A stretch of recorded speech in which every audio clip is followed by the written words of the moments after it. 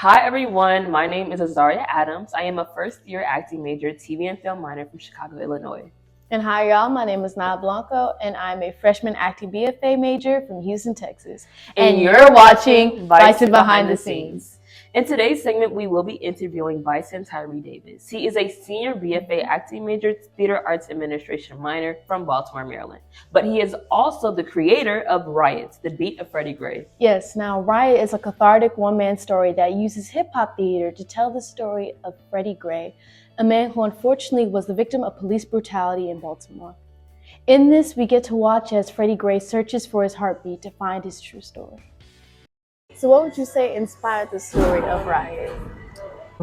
So basically, Professor Ruffin had us writing our 10-minute plays, right? Mm-hmm. And he was explaining what the actual assignment was. Writing a 10-minute play, it could be about you, it could be about your grandmother, it could be about some historical person, like just writing a story basically. And I was like, okay, I can write about like my city. And I was thinking about different things in my city that I could write about. And then I thought about Freddie Gray because I had been there and it had been a couple years since then. But I thought about his story and about like the Baltimore riots. So I was like, yeah, I'll write about that. And so it started off with me writing a letter, Freddie to his mom. And then it transformed to Freddie just talking to the audience. And then I was like, how can I make this like a lot more fun, a lot more engaging for the audience? And I was thinking about throwing in some like, hip hop elements. And so that's what it started. It started as just that. And it snowballed into this piece with him finding his heartbeat through a song and, reestablishing who he is. And so with all of that and it really just being you, what would you say your experience was with it being a one-person show, and how would it be different from some of the previous ensemble work you've done? Yeah, it was, for this being a one-person show, it was a marathon. Like, we go through classes and we get like, okay, you got to do movement, you got to do voice, you got to do so many different things, but you never know how it fits into your own process actually, and it changes between like which processes and which shows you're working on. And so with working on this, it was really a marathon with my breath control, using it to change cadence, just different things that evolve throughout the play, building to the climax of everything, vocally, physically. One of the biggest challenges is just holding on to different characters as you're pushing through, letting them go to let the other character take over and things of that nature. And if you're working in ensemble, like you have people to throw ideas off of and to be like, okay, that works, that doesn't work. When I'm on stage by myself, it's like, I try not to be the director, but it's kind of hard to not be a director when, you're just trying to say, okay, that didn't land, how does this land? So, it's different when you're throwing ideas off of the audience, but I think that's the beauty of it as well, which was, I found really, really fun working with it. And with that, what do you want the audience to take from this story?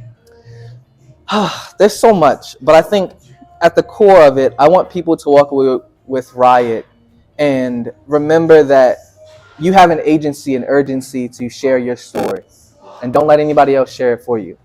And that we only get one beat that we follow throughout our life, and to like really listen to what your heart wants, because once it stops, and that rhythm is just passed on to the next person. And so you ride that rhythm of your own heart, ride it, like listen to it, follow your dreams, tell your story, and also be in community with everyone else. Like the people that are in your community are there for a reason.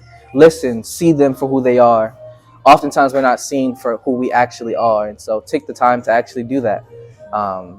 You'll find the beauty in it. What is some advice that you would give to any fellow COPA students who want to pursue that industry? Yeah, one of the biggest pieces of advice is, I think that it's like on me right now, is that like it's already in you, that it's a journey. It's not an outward journey that you're going through, it's an inward journey. You just use your outward experiences to find that inner turmoil, basically. Have confidence in yourself. Like the experiences that I've had, like I started acting when I got to college, when I got here. Like I didn't go to a performing arts school. I didn't do none of that stuff. And now I'm writing and producing and directing. It's a big jump. It's a huge jump, but it's in you. You can do it, like anything that you want to do. Like you wouldn't have the opportunity Like, if you didn't deserve it, you wouldn't have the opportunity. And if you really didn't want it, it wouldn't be on your mind to do it. Yes. So do that thing that's on your mind. Go for it. Yeah, you'll really find peace and reason and worth in life just following your own beat. Yeah. It's just the idea of like, if it wasn't meant for you, it wouldn't be here. So since it's here, take advantage of it. That's great advice. Yes. Well, I do want to say thank you for your time. It's been a great interview, and we can't wait to see. Hopefully, we'll see you in big lights. Yes. We'll look out for you. We on tour soon. Oh, period. Yeah. I love that. Yes. All right. Thank you so much. Thank you. Riot has been picked up by Young Playwrights Theater, and with the help of the Children's Theater Foundation of America, he will be gracing the stages of Baltimore, Maryland really soon. And all of Tyree's socials will be placed within the video if you want to check him out, see some of his previous works, and see what he'll be doing in the foreseeable future. I'm Naya Blanco. I'm Azaria Adams. And this was Bison Behind the Scenes. Thanks for watching.